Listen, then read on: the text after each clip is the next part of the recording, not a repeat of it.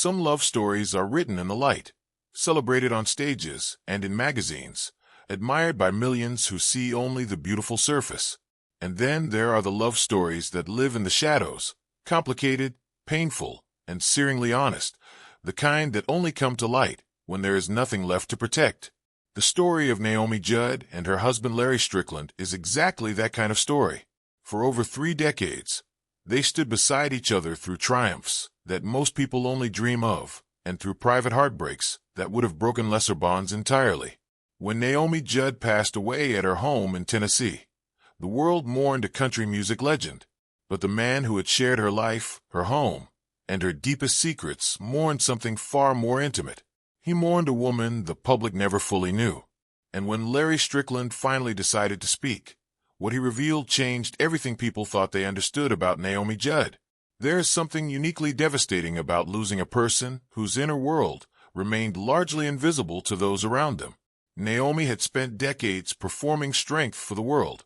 She smiled from stages, gave passionate interviews about faith and resilience, and became a symbol of the woman who refused to be broken by hard circumstances. But symbols are not people, and the person underneath that symbol was struggling in ways that even those closest to her only partially understood. Larry Strickland understood more than most, and after years of silence, he finally found the courage to share what he had witnessed, what he had endured, and what he deeply regretted not doing differently. To truly understand what Larry eventually confessed, you have to first understand who Naomi Judd really was beneath the fame and the carefully constructed public image. She was born in a small town in Kentucky, raised in a household where financial hardship was a constant companion and emotional stability was rarely guaranteed. Her mother battled mental illness, and growing up in that environment taught young Naomi something that would follow her for the rest of her life.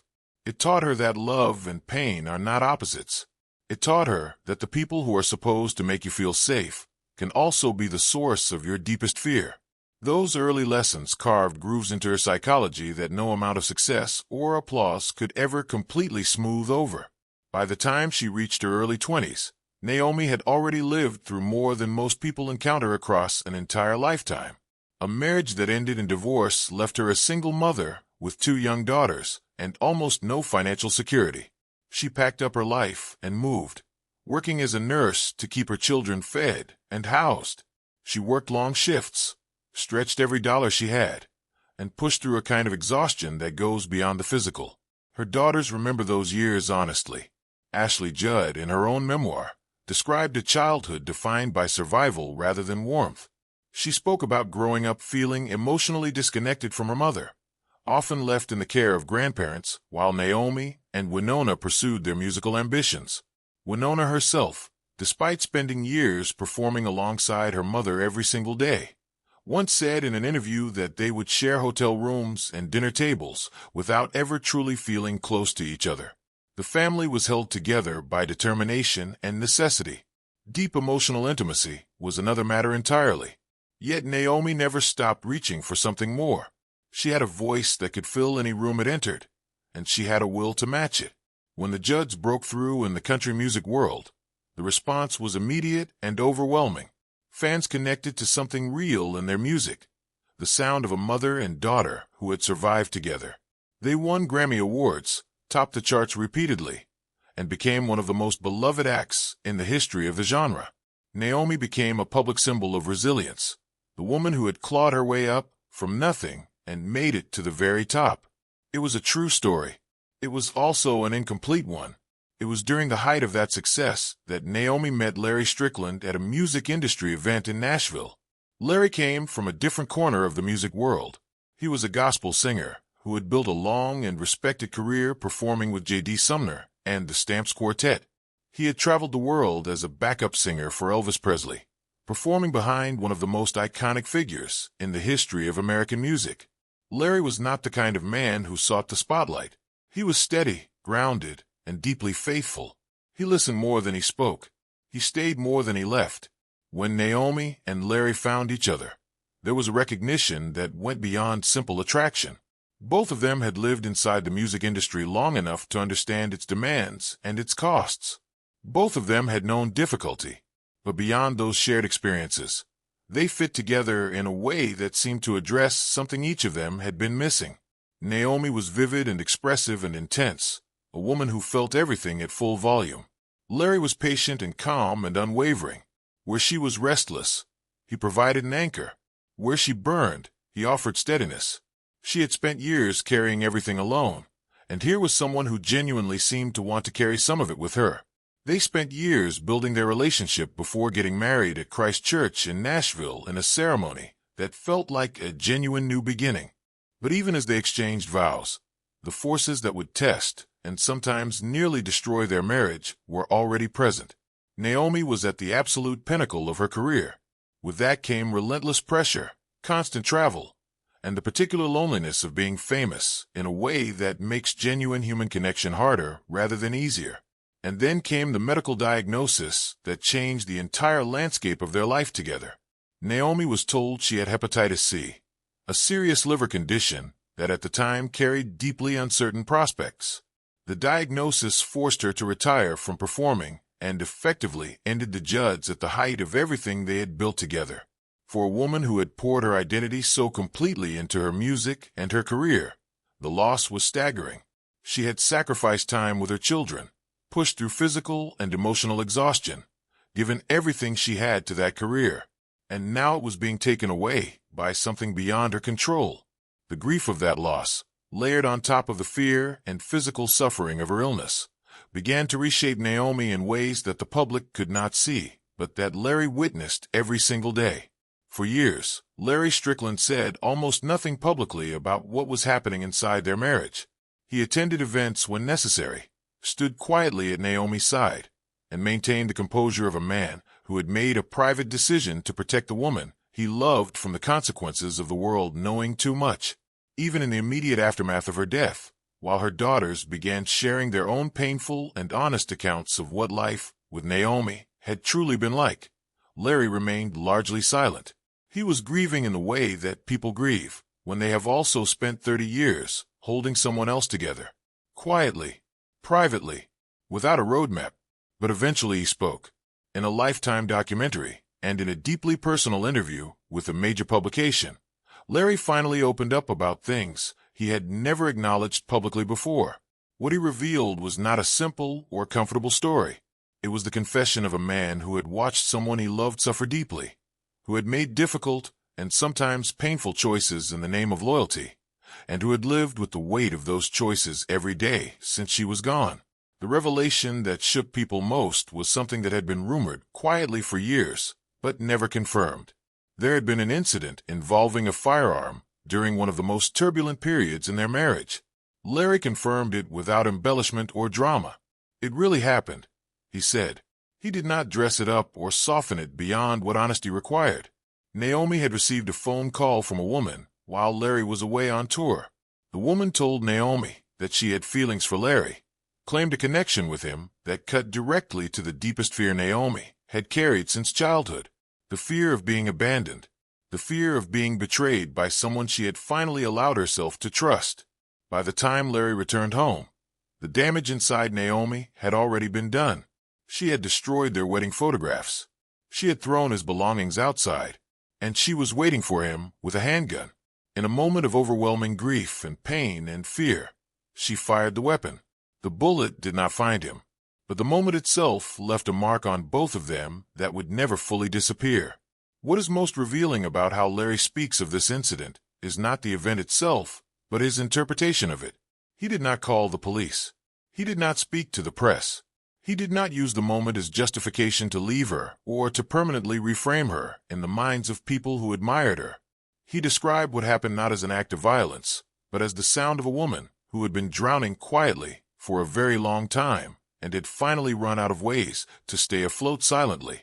He understood, even in that terrifying moment, that he was not looking at cruelty. He was looking at the expression of pain so deep and so long suppressed that it had nowhere left to go except outward. He left the house for a period of weeks.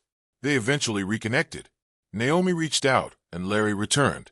They made an agreement, unspoken in many ways, that what had happened would stay between them, for the sake of their family, for the sake of Naomi's public life, and for the sake of the genuine love that still existed underneath all the damage. That agreement held for close to 30 years. What Larry's decision to speak also illuminated was the full and brutal reality of Naomi's mental health journey, a journey far more severe and far more consuming than any of her public statements had ever conveyed. Naomi had spoken over the years in general terms about depression and the importance of seeking help. She framed her experiences in the language of a survivor, someone who had faced darkness and come through it.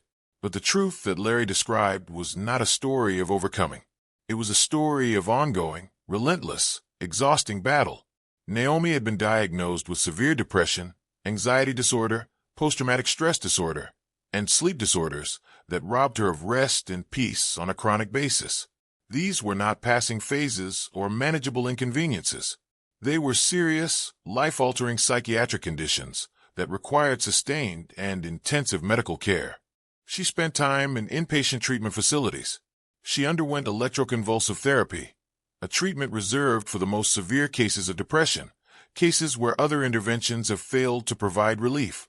These were the kinds of treatments that happen behind closed doors, out of sight, away from the cameras and the fans and the carefully maintained public image. Larry described a period of several years that was particularly frightening. He watched as Naomi became increasingly disoriented in ways that went beyond sadness or anxiety. There were times when she struggled to recognize familiar faces. She withdrew from social interaction, from her daughters, from the outside world entirely. The woman who had once owned every stage she stood on seemed, during those years, to be quietly disappearing from the inside out. Larry described the feeling of helplessness that comes with being physically present and emotionally devoted to someone and still being completely unable to reach them. He was in the house. He was by her side, and she was somewhere he could not follow. He was honest about the ways he fell short. In the final months of her life, when her energy had dropped significantly and her emotional suffering was visibly intensifying, he had sometimes pressed her to eat more, to exercise, to engage with life in the ways that had once sustained her. Looking back, he recognized that what she needed was not motivation or encouragement to push through. She had been pushing through since she was a child with nothing and no one to rely on. What she needed was the permission to rest, the permission to stop performing strength for even the people who loved her most. He wished he had been softer. He wished he had sat with her in her darkness rather than trying to lead her out of it. In the weeks before her death, Naomi made a private trip to Vienna, Austria, traveling without Larry and without sharing the purpose of the journey with those around her. It remains one of the quiet mysteries of her final chapter. When she returned, those close to her noticed that something had shifted. She seemed more exhausted, more withdrawn, more unreachable than she had been even before she left. Whatever she had been carrying when she got on that plane, she came back carrying more of it. The timing of her death is one of the most heartbreaking elements of this entire story. The very next day after she passed, Naomi and Wynonna were scheduled to be inducted into the Country Music Hall of Fame. It was the highest formal recognition their industry could offer. It was a celebration of a career built from nothing, from a single mother working overnight shifts and believing that something better was waiting if she just kept going. And she did not live to receive it. Her family made the agonizing decision to go ahead with the ceremony. Wynonna stood on that stage and spoke through tears about her mother, about the music they had made together, about the complicated love that had defined their relationship, and about the grief of losing someone before certain things could be said or healed or resolved. She was raw and honest and completely present in that moment in a way that felt like the most genuine tribute possible. Larry was there but chose not to speak publicly. He grieved the way he had always been built to grieve, quietly, with dignity, holding the full weight of what he knew. After her passing, information emerged about the contents of her will. She had left her entire estate to Larry, with nothing specifically allocated to her daughters. The revelation sparked public discussion about the private tensions within the family, about the complicated emotional landscape of those relationships, and about the gap between the loving public image and the more painful private reality. Voicemails and journal entries that came to light painted a picture of a woman who loved her daughters with a depth she struggled to translate into action or presence. Unsent letters revealed guilt and longing and a desire for reconciliation that she had carried for years without ever finding the moment to act on it. She had written apologies she never sent. She had felt regret she never fully expressed. She had wanted closeness she never quite managed to create. Larry Strickland spent more than 3 decades standing beside one of the most gifted and most tormented women in American music. He made choices during those years that were never simple and never without personal cost. He stayed through moments that would have sent most people walking out the door and never looking back. He kept secrets not out of self-interest, but out of a protective love for a woman who had already been through more than enough. And when he finally spoke, he did not speak to rewrite history in his favor or to diminish what Naomi had built. He spoke because he believed that her real story deserved honesty, and because he understood that her real story, the full one, was more powerful and more human than the polished version the world had always been given. What emerges from everything Larry shared is a portrait of a woman who was simultaneously more resilient and more vulnerable than anyone outside her closest circle ever truly grasped. A woman who had constructed an extraordinary life from extraordinary pain, and who had never been fully able to outrun the darkness that had followed her since childhood. A woman who was genuinely loved and who, in her worst moments, could not feel that love no matter how close it was standing beside her. Naomi Judd's legacy is not made smaller by the truth of what she suffered. If anything, understanding what she carried every day of her life makes everything she accomplished even more remarkable.